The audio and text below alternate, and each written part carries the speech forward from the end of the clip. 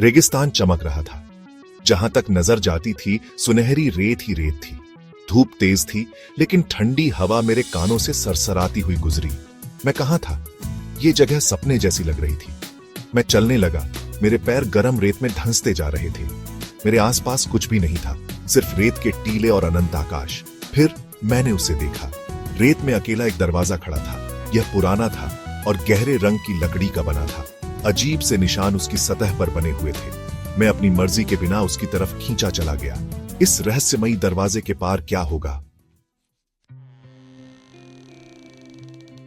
मैंने हाथ बढ़ाया और दरवाजे को छुआ। यह बर्फ की तरह ठंडा था। दरवाजे पर बने निशान हल्के से चमक रहे थे। मैंने अपनी उंगली से उन निशानों को छुआ। जैसे ही मैंने छुआ, दरवाजे से एक आवाज आई, seek the heart of winter's light. दरवाजा खुल गया और अंदर घूमता हुआ धुंध दिखाई दिया। मैं एक पल के लिए झिझका, फिर अंदर चला गया। हवा एकदम ठंडी हो गई। मैंने अपनी आंखें बंद कर ली, क्योंकि तेज हवा मेरे चारों ओर घूम रही थी। जब मैंने अपनी आंखें फिर से खोली, तो मैं एक अलग दुनिया में था। रेगिस्तान गायब हो चुका था।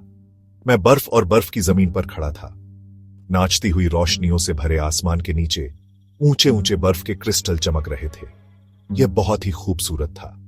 बर्फ से बने अजीब जीव मेरे चारों ओर घूम रहे थे।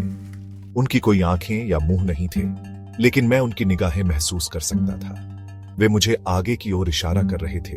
उनके बर्फीले शरीर झिलमिला रहे थे। मैं उनके पीछे चला गया। मेरी सांस ठंडी हवा में भाप बन रही थी। वे मुझे बर्फ के जंगलों से होते हुए एक रोशनी की ओर ले गए, जो दूर से धड़क रही थी। जैसे जैसे हम करीब पहुंचे, मुझे एहसास हुआ कि यह एक विशाल क्रिस्टल था, जो गर्मी और रोशनी बिखेर रहा था।